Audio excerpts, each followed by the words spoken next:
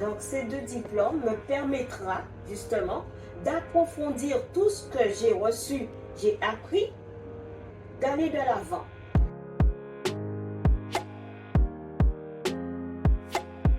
J'ai fait BEP sanitaire et social.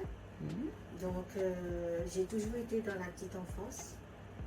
Et j'ai été aussi dans les maisons de retraite. Et après, ça m'a permis en fait de refaire par rapport au Covid. Je me suis dit non, tiens, le Covid est là, vaut mieux refaire. Donc j'ai fait une reconversion. Et à partir de ce moment-là, je me suis dit, c'est pour moi ce métier-là. Pourquoi c'est pour moi ce métier-là? Parce que j'ai toujours été dans l'aide à la personne. Et travailler avec les enfants, ça m'a toujours intéressée.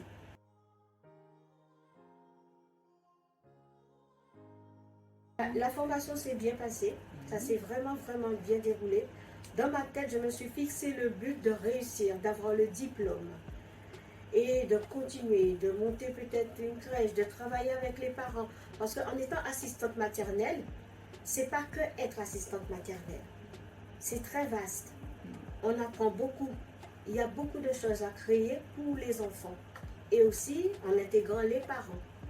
Parce que qui dit les enfants, dit les parents.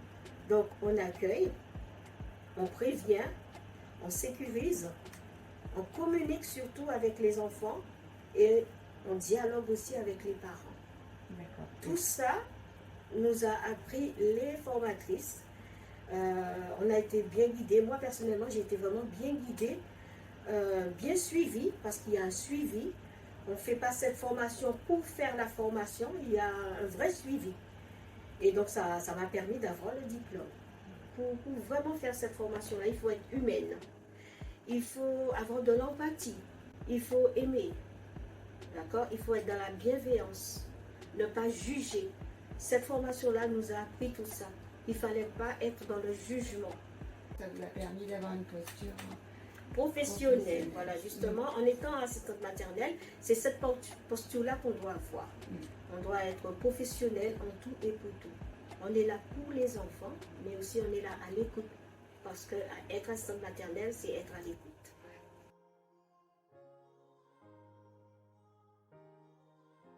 Nous avons eu une remise à niveau. Ça a été bénéfique parce qu'il faut revoir le français, comment parler, comment communiquer. Et par la suite, nous avons commencé en fait la formation. Il y a eu l'informatique, bien entendu, chose que je ne savais pas du tout, mais la formatrice en question a été vraiment impeccable, nous a vraiment montré la base de l'informatique.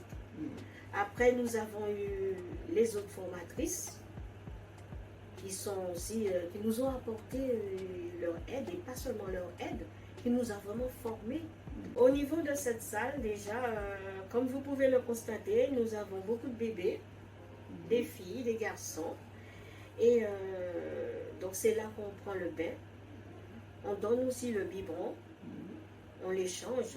Donc la nurserie est faite pour changer les bébés, pour rester avec eux un moment, leur parler, parce que les bébés entendent, hein, leur parler, les écouter avec leur petit babillage, hein, il y a ça aussi avec les bébés, le beaba, le bababa, et bébé comprend tout ça, et nous aussi, c'est le langage de bébé.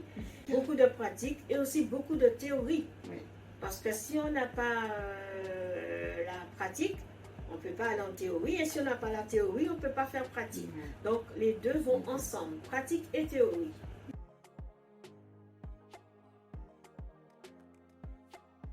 J'ai fait la cuisine. En pratique, oui, la cuisine. C'est-à-dire qu'il fallait faire une compote. On a réussi, c'était fantastique. Et puis après, on a vu les biberons, la base même du biberon, parce que vous savez, même si on a des enfants, des fois on le fait, mais là nous savons vraiment qu'il y a une base de biberon et qu'on ne doit pas se tromper. On ne doit pas donner trop de lait, mettre trop d'eau. Et puis les techniques aussi ont changé. Par exemple, le biberon pour faire oui au bain-marie, c'est toujours là. Et il faut savoir aussi qu'il faut mettre les biberons bien adaptés, bien sécurisés, bien au chaud, au propre pour les enfants.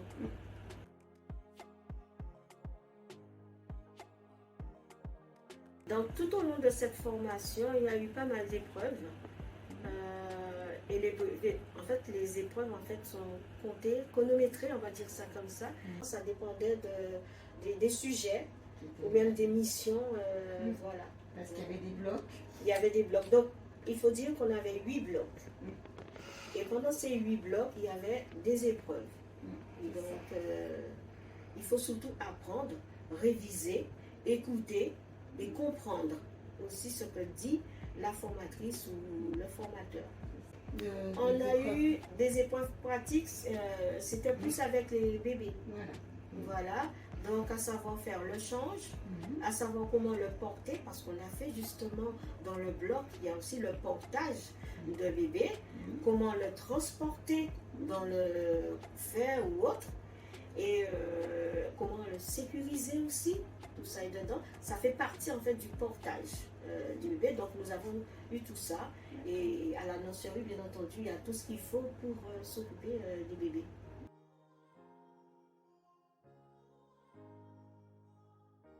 Cet oral en fait a été stressant. Mais lorsqu'on entre dans le vif du sujet, parce qu'il faut savoir que on a fait l'oral, mais il y avait notre formatrice, notre référente qui était avec nous, et ça nous a donné en fait, moi personnellement ça m'a donné le courage de parler.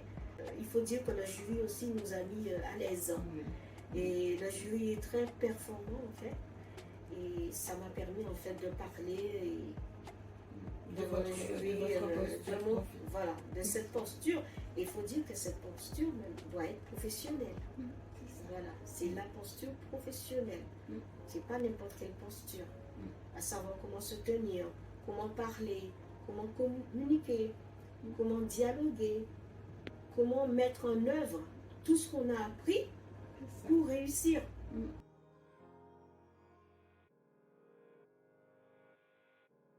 Professionnellement, en fait, j'envisage d'aller plus loin. Quand je dis plus loin, parce qu'il faudrait savoir que j'ai travaillé avec Family Sphere, qui m'a donné une chance.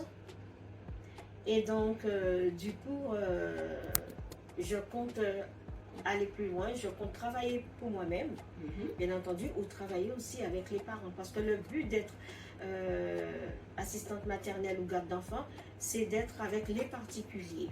Voilà, c'est ça le travail.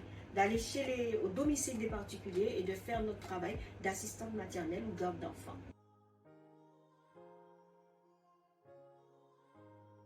Il faut aller à la PMI et c'est la PMI qui nous dit, qui nous donne en fait le droit de le faire, ou il faut aussi avoir l'agrément pour travailler chez soi, et donc tout ça passe par le département et la PMI. Et vous êtes en cours de... Je suis en cours de demande, bien entendu, et j'espère que ça se fera.